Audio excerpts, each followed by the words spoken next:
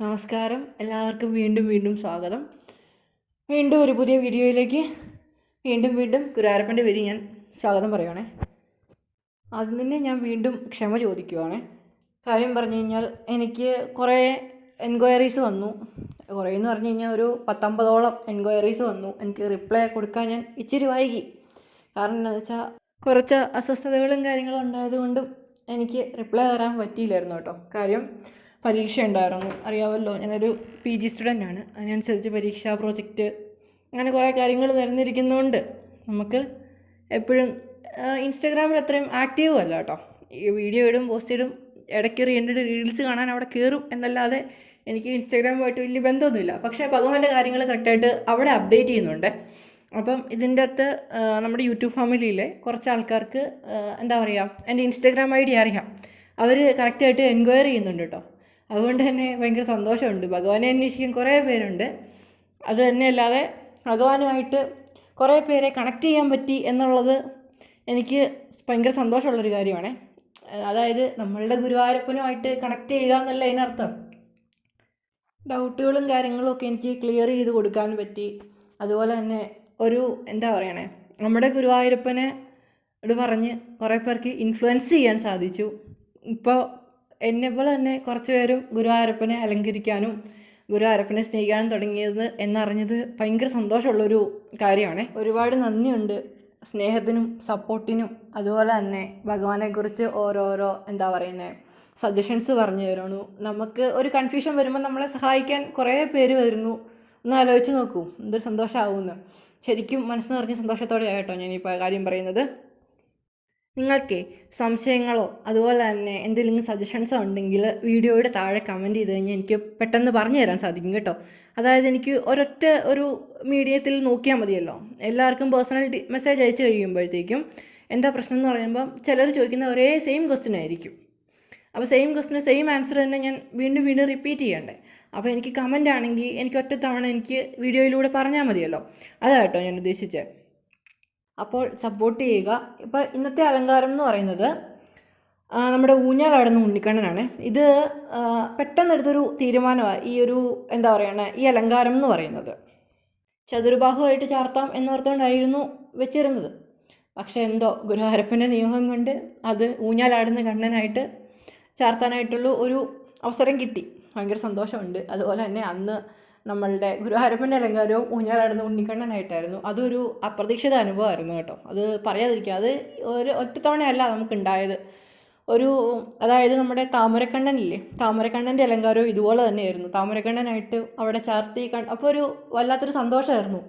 ഞാനൊരു കാര്യം ഭഗവാനോട് പറഞ്ഞപ്പം ഭഗവാൻ അത് കാണിച്ചു തന്നതായിട്ട് ഞാൻ അറിയുന്നത്. ഞങ്ങൾ തമ്മിലുള്ള ഒരു ഡീലിങ്സ് ഞാൻ എന്താണെന്നൊന്നും പറയുന്നില്ല കേട്ടോ. അതൊരു വല്ലാത്തൊരു സന്തോഷമായിരുന്നു. അത് പറഞ്ഞറിയിക്കാൻ പറ്റാത്തൊരു സന്തോഷമായിരുന്നു. ഈ അലങ്കാരം കഴിഞ്ഞ് വീണ്ടും ഒരു 3 അലങ്കാരം കൂടി ഉണ്ടായിട്ടുണ്ട് കേട്ടോ. ഇത് എനിക്ക് തോന്നുന്നു ഏപ്രിൽ ആ ഒരു ടൈമിൽ അലങ്കരിച്ചതാണെന്നാണ് എൻ്റെ വിശ്വാസം ശരിയാണെങ്കിൽ. അതായത് അതിൻ്റെ എല്ലാം ഫോട്ടോസ് ഞാൻ ലാസ്റ്റ് ടാഗ് ചെയ്തിട്ടുണ്ട്. അതായത് 3 അലങ്കാരമല്ല 4 അലങ്കാരം, ഈ അലങ്കാരം ഉൾപ്പെടെ 4 അലങ്കാരവും ഞാൻ അവിടെ ടാഗ് ചെയ്തിട്ടുണ്ട്. അത് സാധാരണ നമ്മളുടെ ചതുർബാഹുവായിട്ട് മാത്രമേ അലങ്കരിച്ചിട്ടുണ്ടായിരുന്നുള്ളൂ കേട്ടോ. അത് ഞാൻ അതിൻ്റെ വീഡിയോ എടുത്ത് ഇടാത്തത്. പിന്നെ എല്ലാവരും ചോദിച്ചത് റൂം ടൂറ്, ഭഗവാന്റെ ഓർണമെൻറ്റ്സും കാര്യങ്ങളും, അതൊക്കെ ഞാൻ ഓൾറെഡി അപ്ലോഡ് ചെയ്തിട്ടുണ്ട്. നിങ്ങൾ കാണാത്തവരാണെങ്കിൽ ഇതൊന്ന് പോയി കാണും, എൻ്റെ പേജിൻ്റെ തന്നെ ഉണ്ട്. പിന്നെ വേറൊരു കാര്യം എല്ലാവരും ചോദിച്ചത് ഇൻസ്റ്റഗ്രാമിൽ ഇല്ലാത്തവരെ എങ്ങനെ എന്നെ കോൺടാക്റ്റ് ചെയ്യുന്നത്. എന്നെ കോൺടാക്റ്റ് ഒന്നെങ്കിൽ ഇതിൽ കമൻറ്റ് ചെയ്യുക, അല്ലെങ്കിൽ എനിക്ക് മെയിൽ അയയ്ക്കുക, അല്ലെങ്കിൽ എൻ്റെ FB പേജുണ്ട്, ഞാൻ ഇതിൻ്റെ അകത്ത് കൊടുക്കാം കേട്ടോ. FBയിൽ എനിക്ക് മെസ്സേജ് അയച്ചാൽ മതി, ഞാൻ റിപ്ലൈ തരാവേ. അതനുസരിച്ച് ഡിലേ ഉണ്ടാവും. കാരണം എന്താണെന്ന് വെച്ച് കഴിഞ്ഞാൽ എന്താ പറയണേ, ഞാൻ പഠിക്കാനുണ്ട്, കോളേജിൽ നിന്ന് വരുമ്പോൾ ഒരു ടൈം ആകും. അതുപോലെ തന്നെ കുറച്ച് കാര്യങ്ങൾ അങ്ങോട്ടും ഇങ്ങോട്ടും ഉണ്ടല്ലോ. അപ്പോൾ അതെല്ലാം കൂടെ കഴിയുമ്പോഴത്തേക്കും ഒരു ടൈം പോവും. നമ്മൾ ചിലപ്പം നോക്കാൻ മറന്നു പോകും. ഞാൻ സോഷ്യൽ മീഡിയ അധികം ഉപയോഗിക്കുന്നില്ലെന്ന് വെച്ചാൽ ഒരു മിനിമൽ യൂസ് മാത്രമേ ഉള്ളൂ. നമുക്ക് അതിനുള്ള ടൈമേ കിട്ടുന്നുള്ളൂ. അതുകൊണ്ടാട്ടോ.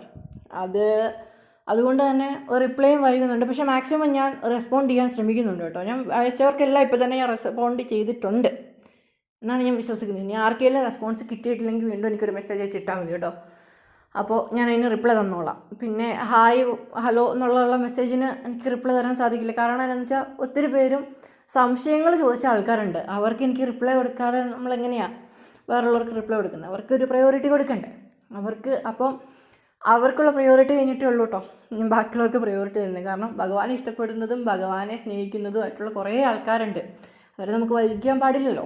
അതുകൊണ്ടാണേ. ഈ ഊഞ്ഞാലാടുന്ന കണ്ണനുണ്ടല്ലോ, ഈ കണ്ണൻ ഒരു സജഷനായിരുന്നു കേട്ടോ. അത് ഞാൻ ഒട്ടും പ്രതീക്ഷിക്കാതെ എനിക്കൊരാൾ DM ചെയ്തു, ഒരു ഭക്തൻ. ഓക്കെ, അങ്ങനെ തന്നെ പറയാമല്ലോ. അപ്പോൾ ഒരാൾ DM ചെയ്തു, എന്നോട് ചോദിച്ചു കണ്ണന് ഊഞ്ഞാലാടുന്ന കണ്ണനായിട്ട് അലങ്കരിക്കാമോ എന്ന് ചോദിച്ചു. അപ്പം ഞാൻ പറഞ്ഞു നോക്കാം എന്ന് ഞാൻ വിചാരിച്ചു. അപ്പോൾ ഞാനിങ്ങനെ വിചാരിച്ചപ്പോൾ ഞാൻ അലമാരിയിൽ നിന്ന് ഭഗവാന്റെ ഓർണമെൻറ്റ്സും കാര്യങ്ങളൊക്കെ എടുത്ത സമയത്ത് ഭഗവാന്റെ ഒരു കാലുണ്ടായിരുന്നു, അത് താഴെ പോന്നു.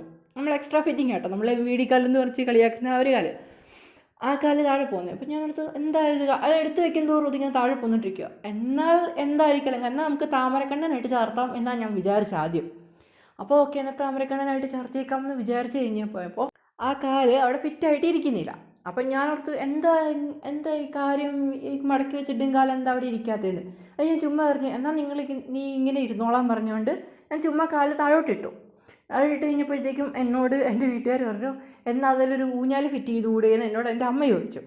അങ്ങനെയാട്ടോ, ഒരു പലക എന്തെങ്കിലും ഫിറ്റ് ചെയ്തുകൂടെയെന്ന് ചോദിച്ചു. അപ്പം ഞാൻ ചോദിച്ചു, പലക എന്തെങ്കിലും ഒരു പീഠത്തിൽ ഇരിക്കുന്ന മാതിരി അവർ ഉദ്ദേശിച്ചേ, ഊഞ്ഞാലല്ല കേട്ടോ, ഒരു പീഠം മാതിരി ആയിരിക്കണം. അപ്പം ഞാൻ നോക്കുമ്പോൾ ഉണ്ട് അവിടെ ഒരു തെർമോക്കോളിൻ്റെ പീസ് കറക്റ്റ് എന്താ പറയുന്നത്, ഒരു റെക്റ്റാങ്കിൾ ഷേപ്പിൽ ഒരു ഊഞ്ഞാൽപ്പടി പോലെ അവിടെ ഇരിക്കുന്നു. ഞാൻ പിന്നെ എന്ത് ചെയ്തു, ഒരു ഗോൾഡ് ഫോയിൽ എടുത്തത് പൊതിഞ്ഞിട്ട് ഞാൻ അവിടെ വെച്ച് കൊടുത്തു. അപ്പോൾ എന്നാൽ ഞാനിവിടെ ഒരു ഊഞ്ഞാൽ പിടിപ്പിച്ചാലോ എന്ന് അപ്പോൾ എനിക്കൊരു തീരുമാനം വന്നാണേ. അപ്പോൾ പിടിപ്പിച്ചോ. പക്ഷേ എല്ലാവരും ഭയങ്കര എന്താ പറയണേ, ആകാംക്ഷയോടെ കാത്തിരുന്നൊരു എന്താ പറയുന്നത്, ഒരു നല്ല ഭംഗിയുള്ളൊരു അലങ്കാരമായിരുന്നു കേട്ടോ. ആ താമരക്കണ്ണൻ കഴിഞ്ഞ് എനിക്ക് രണ്ടാമത് എനിക്ക് ഏറ്റവും ഇഷ്ടപ്പെട്ട ഒരു അലങ്കാരമാണ് ഈ ഒരു താമരക്കണ്ണൻ്റെ അലങ്കാരം. കാണാത്തവരുണ്ടെങ്കിൽ ഞാൻ കമ്മ്യൂണിറ്റി ടാബിൽ പോസ്റ്റ് ചെയ്തേക്കാം കേട്ടോ. ഇതിൻ്റെ കൂടെ ഞാൻ ആഡ് ചെയ്യാൻ മറന്നുപോയി, എഡിറ്റ് ചെയ്ത സമയത്താണ് ഞാൻ അത് ആലോചിക്കുന്നത്. എൻ്റെ ഫോണിൻ്റെ അകത്താണ് ഫോട്ടോ കിടക്കുന്നത്, ഇത് ഞാൻ വേറൊരു ഫോണിൻ്റെ അകത്താണ് കേട്ടോ എഡിറ്റ് ചെയ്യുന്നത്. എൻ്റെ ഒരു പഴയ ഫോൺ, അതിൻ്റെ അകത്ത് എഡിറ്റ് ചെയ്യാൻ, അതിൻ്റെ അകത്ത് സ്റ്റോറേജ് ഉള്ളൂ, അതുകൊണ്ടാട്ടോ. അതിൻ്റെ അകത്തുനിന്ന് ഞാൻ ഷെയർ ചെയ്തേക്കാമേ, ഞാൻ കമ്മ്യൂണിറ്റി ടാബിലാണെങ്കിലും ഒന്ന് പോസ്റ്റ് ചെയ്തിട്ടേക്കാം. നിങ്ങൾ ഗുരുവായൂരപ്പൻ്റെ വിശേഷങ്ങൾ അന്വേഷിക്കുന്ന പോലെ തന്നെ നിങ്ങളുടെ വിശേഷങ്ങൾ ഗുരുവായൂരപ്പനോടും പങ്കുവയ്ക്കണം കേട്ടോ. അത് നല്ലതാണെങ്കിലും ചീത്തയാണെങ്കിലും അതൊരു വല്ലാത്തൊരു എക്സ്പീരിയൻസ് ആയിരുന്നു. എനിക്ക് ഈ ഇടയ്ക്ക് വൈശാഖ മാസത്തിൽ 2 തവണ എനിക്ക് തൊഴാൻ പറ്റി. അത് ഏറ്റവും വലിയൊരു ഓപ്പർച്യൂണിറ്റി ആയിരുന്നു. അത് ഞാൻ ഒട്ടും പ്രതീക്ഷിച്ചില്ല, അൺഎക്സ്പെക്റ്റഡ് മീറ്റ് എന്നൊക്കെ പറയുമല്ലേ, അതുപോലെയായിരുന്നു. അതെനിക്ക് എന്താ പറയുന്നത്, പറഞ്ഞറിയിക്കാൻ പറ്റാത്തൊരു സന്തോഷം എന്നൊക്കെ പറയുമല്ലേ. അങ്ങനെ ആദ്യം ചെന്ന് കഴിഞ്ഞപ്പോഴത്തേക്കും മെയ് മാസമായിരുന്നു. വൈശാഖ മാസം കഴിഞ്ഞാട്ടോ രണ്ടാമത് തൊഴുന്നത്. ആദ്യം തൊഴുത് വൈശാഖ മാസത്തിൽ എങ്ങനെയാണെങ്കിലും വൈശാഖ മാസത്തിൽ ഇപ്പം ഗുരുവായൂരമ്പലത്തിൽ ചെന്ന് തൊഴിൽ നടക്കുന്നുണ്ട്. അതെങ്ങനെയാണെന്ന് അറിയത്തില്ല, വിളിച്ച് പറഞ്ഞ പോലെ എന്നെ വിളിച്ചുകൊണ്ട് പോയി തൊഴിക്കുന്ന ഒരു പരിപാടിയാണ്. അവിടെ ചെന്ന് കഴിഞ്ഞ് ഭയങ്കര തിരക്ക് കണ്ടു കഴിയുമ്പോഴാണ് നമ്മൾ ആലോചിക്കുന്നത്, അയ്യോ ഇത് വൈശാഖ മാസമാണല്ലോ എന്നുള്ളത്. അതുവരെ നമുക്കറിയാം വൈശാഖ മാസമാണെന്നും നമ്മൾ സഹസ്രനാമവും കാര്യങ്ങളും ഒക്കെ ഉണ്ടല്ലോ, അപ്പോൾ നമുക്ക് അതിൻ്റേതായ കലണ്ടറൊക്കെ കാണുമ്പോൾ നമുക്കറിയാം വൈശാഖ മാസമാണ്. പക്ഷേ നമ്മളവിടെ ചെല്ലുമ്പോൾ നമ്മൾ ഓർക്കുകയില്ല ഇത് വൈശാഖ മാസമാണ്, അമ്പലത്തിൽ തിരക്കുണ്ടാവുമെന്ന്. പക്ഷേ മെയ് മാസമാണ്, വെക്കേഷനാണ്, അതുകൊണ്ടാണ് തിരക്കെന്ന് നമ്മൾ വിചാരിക്കുക. അത് കഴിഞ്ഞ് എനിക്ക് തിരക്കില്ലാതെ തൊഴാനും സാധിച്ചു കേട്ടോ. അതെനിക്കൊരു എന്താ പറയുന്നത്, മറക്കാൻ പറ്റാത്തൊരു അനുഭവമായിപ്പോയി. ഇതാണ് ഊഞ്ഞാലാടുന്ന കണ്ണൻ്റെ അലങ്കാരം. ഇത് കഴിഞ്ഞൊരു 3 ചതുർബാഹുവിൻ്റെ അലങ്കാരവും കൂടി ഉണ്ട്, അതും കൂടെ നിങ്ങൾ കാണൂ കേട്ടോ. എനിക്ക് വീഡിയോ എടുക്കാൻ പറ്റിയിരുന്നില്ല, ഞാനത് കമ്മ്യൂണിറ്റി ടാബിൽ പോസ്റ്റ് ചെയ്തിരുന്നു. അപ്പോൾ നന്ദി, നമസ്കാരം. എല്ലാവരും ലൈക്ക് ചെയ്യുക, ഷെയർ ചെയ്യുക, ഫോളോ ചെയ്യുക, കമൻറ്റ് ചെയ്യാനും മറക്കരുതേ.